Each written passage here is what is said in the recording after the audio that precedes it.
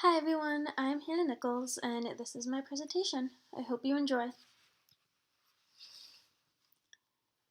The Group is a book that follows a support group created by the pairing of a psychiatrist and clinical psychologist interested in the benefits of a group directed at widowed fathers, as it appears to have not been done before. Their interest stemmed from their work at the Cancer Center for UNC. The group met once a month for a couple of hours and it lasted for a little over 3 years. The book followed the members through their first meeting, where many of them spoke about their wife and the mother of their children's death for the first time. And it followed them through all the tribulations of taking on the role of a solo parent. The group also discussed topics of grief and depression, low self-esteem as a solo parent, and what they wish the medical staff had told them before it was too late. The members confessed that they mainly joined the group to be the best solo fathers they could be for their children. They did not expect to create such a bond with other members and learn so much. As the group progressed, they helped each other get back out there and start dating again. This wasn't easy for many of them. However, eventually, each of them found themselves wanting to move forward and be happy again. The facilitators used this group for research, and that was presented by one of the members at a conference held at UNC. A film was also made, and the members encouraged the facilitators to create this book to educate others on the benefits of a support group for widowed parents who lost a spouse and a parent of their children too soon.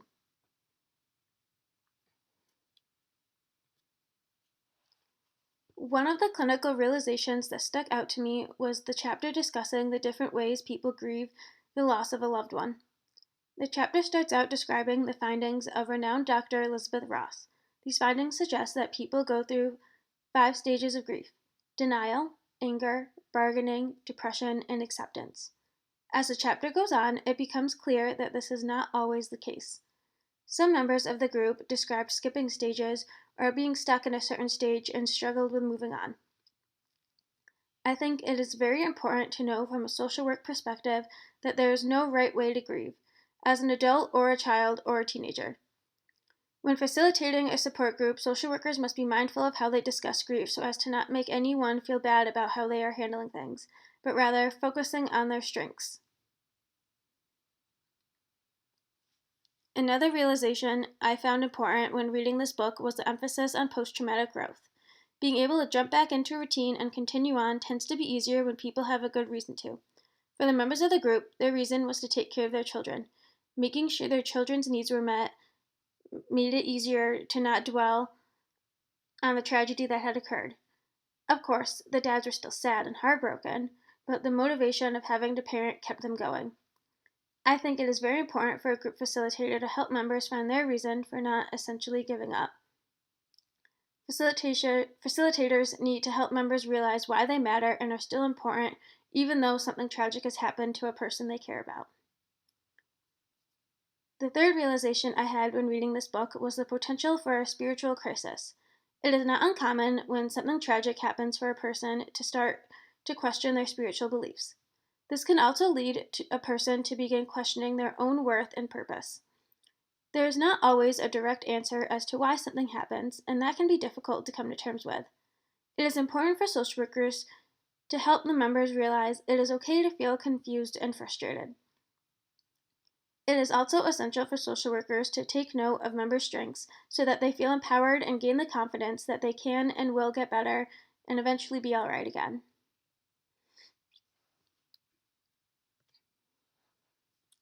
There are 3 key observations about the participants' process that stuck out to me. The first was the initial breakthroughs of each member. It can be very difficult for members to open up and share their deepest thoughts with strangers. I think that it is important for facilitators to realize this and perhaps have some open questions or an icebreaker prepared for the first meeting just to ease the tension and help members become more comfortable with one another. I also think it can be intimidating to have to share at the first meeting, so facilitators should make it known that it is all right to just listen for the first few meetings.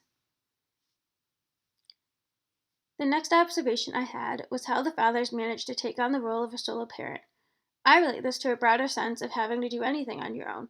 For example, individuals that get kicked out of their homes for various reasons and now have to support themselves, or individuals going through a divorce or a breakup.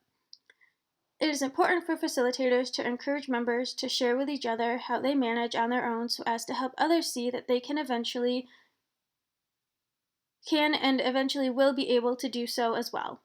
Hearing from just the facilitator that they can be successful is not always enough motivation. However, hearing it from peers makes it seem more real and attainable. The final observation I realized was how the group determined to conclude.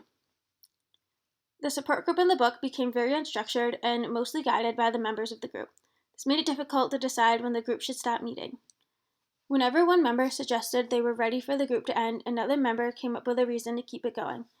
I think it is important for the facilitator to help members not become too dependent on the group. Support groups are meant to help people gain skills to enhance their lives independently outside of the group.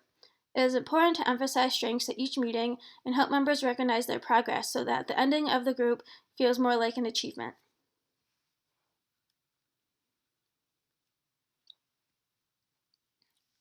A trend that stood out to me in the book was the concept of being good enough.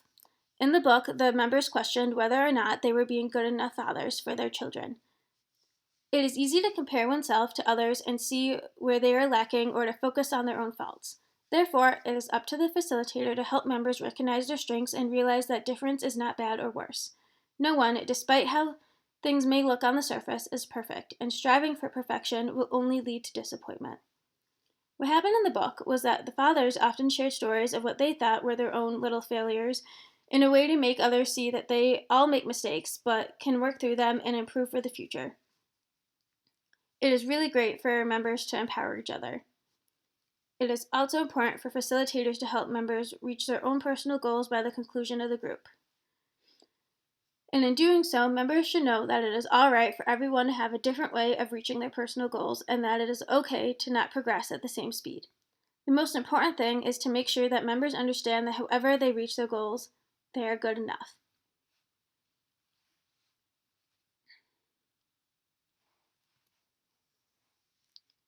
A theme I would now like to address in group settings would be the concept of "it should have been me." It is very common for a surviving family member or close friend to feel guilty over the loss of a loved one. In the book, many fathers felt that their children would have been better off if they died instead of the mother. Their value as a parent was quickly noted, and the father's perspective seemed to change over time. I find this being a common trend with other situations, such as with car crashes, overdoses, victims of violence, someone being diagnosed with a chronic illness or disability, etc. Surviving victims often feel as though the one that did not survive or is not completely healthy is more worthy than them. It is up to the facilitator to help members recognize that blaming themselves for something that they cannot change will just continue to do more harm, and to help them see their own worth. It is easier said than done, but once a person accepts what has happened, they are then better able to focus on their new path and what they can achieve.